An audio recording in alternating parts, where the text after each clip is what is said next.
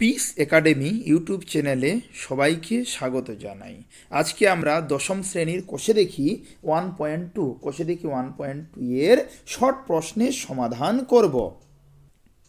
আমরা এই ভিডিওতে 21-এর সম্পূর্ণ প্রশ্নের সমাধান করব এবং 22-এর সম্পূর্ণ প্রশ্নের সমাধান করব। 21-এর সবটাই হবে আর 22-এর সবটাই অঙ্ক এই ভিডিওর মধ্যে আমরা করব। তাহলে দেরি না করে স্টার্ট করি। নাম্বার প্রশ্নের সমাধান করব। কি বলেছে দেখো সবাই। অতি সংক্ষিপ্ত উত্তরধর্মী প্রশ্ন আর বহু বিকল্পীয় প্রশ্ন বা এমসিকিউ। নাম্বার 1, 21-এর রোমান হরফের 1 বলছে বার্ষিক 8% হার সরল সুদে পি টাকার টি বছরে সুদ 1 টাকা হলে সুদ 1 টাকা হবে। ক্লিয়ার? সুদ আই টাকা হবে, সরি এটা হবে আই টাকা। তাহলে দেখো আসল ধরলাম আমি কত, পি টাকা। বার্ষিক শতকরা সরল সুদের হার কত, আর সময় কত, টি বছর। তাহলে আমরা জানি মোট সুদ বা I equal to P T R by 100, P R T by 100। তাহলে কি এটার সঙ্গে যদি 100 গুণ করি তাহলে 100-এর সঙ্গে আই হয়, পি আর টি হয়, তাহলে P R T equal to 100 গুণ আই। তাহলে অপশন সি। তাহলে আমার উত্তর কি হলো, অপশন সি। এবার 2 নম্বর প্রশ্নের সমাধান করছি। আচ্ছা দেখো 2 নম্বর প্রশ্ন হলো কি বলেছে, কোনো মূলধন একটি নির্দিষ্ট সরল সুদের হারে 20 বছরে দ্বিগুণ হয়, একই সরল সুদের হারে ওই মূলধন 3 গুণ হবে। ক্লিয়ার? কোনো মূলধন নির্দিষ্ট সরল সুদের হারে 20 বছরে দ্বিগুণ হয়, বলছে একই সরল সুদের হারে ওই মূলধন কত বছরে 3 গুণ হবে। চালু করি। তাহলে ধরি মূলধন পি টাকা, বার্ষিক সুদের হার কত, আর পার্সেন্টেজ। তাহলে হলো কি দ্বিগুণ মানে কি 2x, তাহলে আসল এবং সুদ দুটাই যোগ হয় 2p। তাহলে সুদ কত হবে, 2pর সঙ্গে p, আসল বিয়োগ করলে p এ থাকবে। ক্লিয়ার? তাহলে সুদ কত হবে, p। আচ্ছা সূত্রের p আর আর কত বছর বলেছে, 20 বছর। তাহলে t এর মান কত লিখলাম আমরা, 20 লিখলাম, নিচে কত 100। তাহলে 2pর মধ্যে p বিয়োগ করলে p থাকে ইকুয়াল টু p গুণ আর, নিচে কত 5। বা কাটাকাটি করলাম, 5 কুড়ি কত হয়, 100 হয়। তাহলে দেখো এটা কাটাকাটি করো, কাটাকাটি করলে আর ইকুয়াল টু আসবে 5। তাহলে ধরি ওই মূলধন n বছরে দ্বিগুণ হবে, আর এর মান কত দাঁড়ালো 5, মনে করি n বছরে দ্বিগুণ। তাহলে হলো 3p মাইনাস 3 গুণ বলেছে, তাহলে মাইনাস কত, মাইনাস হলো p লিখলাম। তো মাইনাস হলো p ইকুয়াল টু p গুণ আর গুণ n বছর ধরলাম, আর তো মান আমরা পেয়ে নিলাম 5%, নিচে কত 100। তাহলে 3pর মধ্যে আমি যদি p বিয়োগ করি তাহলে কি হবে, 2p ইকুয়াল টু n গুণ p গুণ n বাই কত 20। কাটাকাটি করলাম, n এর মান দাঁড়ালো আমার কত 40। তাহলে উত্তর হয়ে গেল এটা 40 বছরে কত গুণ হবে, 3 গুণ হবে। 3 গুণ ওই জন্য 3p হলো, কারো ডাউট নাই তো? 3p কী করে হলো, 3 গুণ বলে 3p হলো। এটা 2 নম্বর প্রশ্নের সমাধান হয়ে গেল। 21-এর কত নাম্বার, 2 নাম্বার, রোমান হরফের 2। এবার আমরা 3 নম্বর প্রশ্নের সমাধান করব। দেখো 21-এর 3 নম্বর প্রশ্ন কি লেখা আছে, কোনো মূলধন 10 বছরে দ্বিগুণ হলে বার্ষিক সরল সুদের হার কত। তাহলে ধরি মূলধন পি, বার্ষিক সরল সুদের হার আর পার্সেন্টেজ। দ্বিগুণ মানে হলো কি, সুদ আসল 2p হবে। তাহলে সুদ কত হবে, 2pর মধ্যে p বিয়োগ করলে শুধুমাত্র p থাকবে। তাহলে p আর 10, আসল হলো পি, আর মানে আরে ধরেছি, সময় কত 10 বছর, ওই জন্য 10, নিচে কত 100। 2pর মধ্যে একটা পি যদি বিয়োগ করি তাহলে পি থাকবে ইকুয়াল টু পি গুণ আর, 10 দশম কত হয় 110। তাহলে দেখো পি কেটে গেল, আর ইকুয়াল টু কত হলো 10। তাহলে আমার উত্তর হলো কত পার্সেন্টেজ, সরল সুদের হার 10%। এবার 4 নম্বর প্রশ্নের সমাধান করছি। বলছে x% বার্ষিক সরল সুদের হারে কোনো মূলধনের 1 বছরের সুদ 1 টাকা হলে মূলধনের পরিমাণ কত। তাহলে ধরি মূলধনের পরিমাণ কত টাকা, p টাকা। তাহলে x equal to formula p আর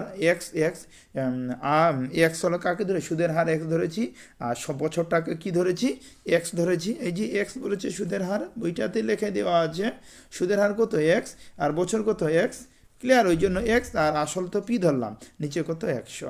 তাহলে দেখো কাটাকাটি করলাম, x গুণ 100, নিচে কত x গুণ x, কাটাকাটি করেছি, এটার পরে পির মান দাঁড়ালো 100/x। অপশান কত, সি। এটার উত্তর কি দাঁড়ালো, অপশান সি 100/x। এক্স। এটা কত নম্বর প্রশ্নের সমাধান হলো? 4। এবার আমরা 5 নম্বর প্রশ্নের সমাধান করব। নাম্বার 5 কি বলছে, বার্ষিক 8% সরল সুদের হারে কোনো মূলধনের n বছরে মোট সুদ PNR/25 টাকা হলে মূলধনের পরিমাণ কত?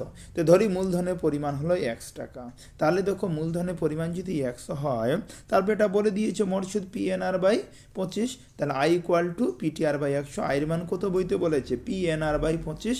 I এর জায়গায় লিখলাম PNR/25 = PRT, নিচে কত?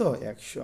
তাহলে x = PNR গুণ হলো 100, এই যেটার সঙ্গে এটা কোনাকুনি গুণ হলো বজ্রগুণ, আর নিচে কত দাঁড়ালো? 25 NR। দেখো 25 NR কাটাকাটি করলাম, কাটাকাটি করার পরে দাঁড়ালো কত? x এর মান 4p। তাহলে অপশন বি, এটার উত্তর কি হবে? অপশন বি 4p টাকা। তারপরে দেখো সত্য মিথ্যার সমাধান করব আমরা। নিচের বিবৃতিগুলি সত্য না মিথ্যা লিখি। যে ব্যক্তি টাকা ধার করে তাকে অধমর্ণ বলে, এটা সত্যি হবে, অধমর্ণই বলে। নাম্বার 2 21 বিয়ের রোমান 2 আসল ও শতকরা বার্ষিক সরল সুদের হার একই থাকলে মোট সুদ সময়ের সঙ্গে ব্যস্তানুপাতে থাকে, এটা হলো মিথ্যা, ব্যস্তানুপাতে থাকে না, সমানুপাতে থাকে। ক্লিয়ার? আচ্ছা, এবার শূন্য স্থান করেছি সি এর রোমান হরফের 1। যে ব্যক্তি টাকা ধার দেন তাকে ড্যাশ বলে, অ্যান্সার হবে উত্তমর্ণ বলে। সি এর রোমান হরফের 1 কি বললাম? উত্তমর্ণ বলে। দেখো এবার নাম্বার 2 বার্ষিক R/2% সরল সুদের হারে 2p টাকা t বছরের সুদ আসল কত হবে? তাহলে 2p সুদ আসল কত হবে? আসল ধরলাম 2p, বার্ষিক শতকরা সরল সুদের হার R/2, তাহলে সময় কত? t বছর। মোট সুদ কত বের হবে? PTR/100, কাটাকাটি করলাম PRT/100, তাহলে কত হবে? PRT/100, শূন্যস্থানে জায়গা হবে 2p + PRT/100 হয়ে গেল। তারপরে এবার নাম্বার 3 নাম্বার প্রশ্ন সমাধান করছি। কি লিখেছে? এক বছরে আসল ও সুদ আসলের অনুপাত 4:8 হলে বার্ষিক সরল সুদের হার ড্যাশ। ধরি বার্ষিক সরল সুদের হার R%, সময় কত? 1 বছর। তাহলে আবার মনে করি আসল 8x টাকা এবং সুদ আসল 9x টাকা, তাহলে সুদ কত হবে? x টাকা। যেহেতু সুদ এবং আসলে অনুপাত বলে দিয়েছে আসল সুদের 8:9, তাই জন্য আমি 8x আর 9x ধরলাম, তাহলে মোট সুদ কত? x টাকা। তাহলে ফর্মুলা I = PTR/100, মান বসালাম, কাটাকাটি করে 12/1/2, তাহলে সুদের হার কত হলো? 12/1/2। তাহলে আমার 3 নম্বর প্রশ্নের সমাধান হয়ে গেল। দেখো এবার 22 1 নম্বর রোমান হরফে 1 প্রশ্নের সমাধান করছি। কি লেখা আছে? কোনো মূলধন বার্ষিক 6.4% সরল সুদের হারে কত বছরে দ্বিগুণ হবে তা লিখি। ধরি মূলধন p টাকা, সময় কত? t বছর। বার্ষিক শতকরা সরল সুদের হার 6.1/4, তাই 424 আর একে কত হয়? 25, 25/4, তাহলে মোট সুদ কত হবে? তাহলে দ্বিগুণের সঙ্গে পি যদি বিয়োগ করি কত থাকবে? পি। সুদে আসল বলেছে হলো দ্বিগুণ মানে 2p, আসলকে যদি পি ধরি সুদ আসল দ্বিগুণ মানে 2p, তাহলে সুদ কত হবে? শুধুমাত্র পি বিয়োগ করে, তাহলে কি সুদ হবে? P I = PTR/100। I এর মান কত বের হলো? পি লিখলাম। এই পি কিন্তু না, মূলধন ধরেছিলাম পি। ক্লিয়ার? এই পি কিন্তু প্রকৃতপক্ষে আমরা সুদ বলবো এটাকে। তাহলে PRT/100, পি এর মান বসালাম, আর এর মান বসালাম, আর টি মানে সময়টা বের করতে হবে, নিচে কত? 100। তাহলে দেখো পি = p গুণ 25 গুণ t, নিচে 4 গুণ 100, তাহলে t = সব কাটছাট করলাম, t এর মান কত হলো? 16। তাহলে যে কোনো মূলধন বার্ষিক 6.4% সরল সুদের হারে 16 বছরে দ্বিগুণ হবে। কত বছরে দাঁড়ালো? এটার উত্তর 16 বছরে দ্বিগুণ হবে। দেখো এবার আমরা 2 নম্বর প্রশ্নের সমাধান করব। বার্ষিক সরল সুদের হার 4% থেকে 3.4% হয়। অমলবাবুর বার্ষিক আয় 6 টাকা কম হয়। অমলবাবুর মূলধন নির্ণয় করি। ক্লিয়ার? বার্ষিক সরল সুদের হার 4% থেকে 3.4% হয়। আগে 4% ছিল, কমে গিয়ে এটা হলো। হয় অমলবাবুর বার্ষিক আয় 60 টাকা কম হয়। অমলবাবুর মূলধন কত ছিল? বের করি। তো ধরি অমলবাবুর মূলধন p টাকা, বার্ষিক সরল সুদের হার 4%, তাহলে হলো 1 বছরে মোট সুদ হবে কত? PRT/100, 4p/100 টাকা। এবার বার্ষিক সরল সুদের হার 3.3/4, মানে 3 4 3 4 12 আর 3 15/4% হলে 1 বছরে মোট সুদ হবে এত টাকা। তাহলে কমেছে কত? 60 টাকা, তাহলে এটা বিয়োগ কি আগেরটা বিয়োগ এটা ইকুয়াল টু 60 শর্তানুসারে, তাহলে লসাগু নামলো কত 400। 400কে 100 দিয়ে ভাগ করলে কত হয় 4 হয়, 4 দিয়ে 4কে গুণ করলে 4 4 16 মাইনাস 15 পি ইকুয়াল টু কত 60। তাহলে দেখো এখানে 16 পির মধ্যে 15 পি যদি বিয়োগ করি তাহলে শুধুমাত্র পি থাকে, আর 400 সঙ্গে 60 গুণ করলে 24,000 হয়। তাহলে অমলবাবুর মূলধন হলো 24,000 টাকা। এবার দেখো আমরা 3 নম্বর প্রশ্নের সমাধান করছি। শতকরা বার্ষিক সরল সুদের হার কত হলে কোনো টাকার 4 বছরের সুদ আসলের এত অংশ হবে তা নির্ণয় করি। তো এর সমাধান, ধরি বার্ষিক সরল সুদের হার R%, এবং আসল কত পি টাকা, তাহলে সময় কত 4 বছর, তাহলে সুদ কত হবে বলেছে 25-এর 8, তাহলে সুদ হবে কত আসলের সঙ্গে এটা গুণ করে 8p/25, এটা সুদ, ফর্মুলা লিখলাম I equal to PTR/100। Clear?